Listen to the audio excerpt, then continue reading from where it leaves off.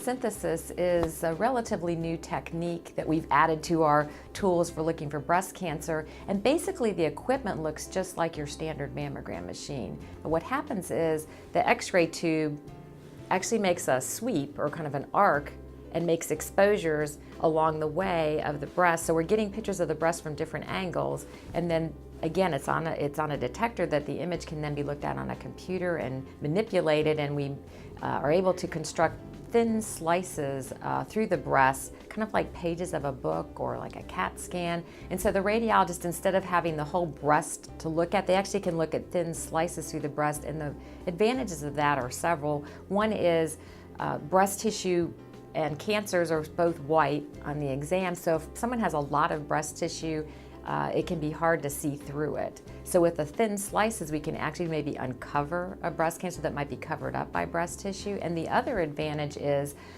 because the breast tissue is white, and we're looking for white on cancers are white, so we're looking for white on a background of white, sometimes things will, that end up just being tissue will look like they might be a cancer, but with being able to look at these thin slices, we can actually see, oh, it's just overlapping tissue. It's not really a true mass or tumor, and that can help because the patient might avoid having to get extra pictures or be called back for more pictures, because we can just determine with the 3D or the tomosynthesis that it's nothing without having to do, extra pictures of them. So that's the process of tomosynthesis. For screening, it's really approved to be done as part of a regular mammogram. So the patient would get both a regular, what we call a 2D, sort of standard mammogram, and then they would get the tomosynthesis or 3D mammogram. So the radiologist would have two sets of images, their standard mammogram and then the tomosynthesis or 3D images.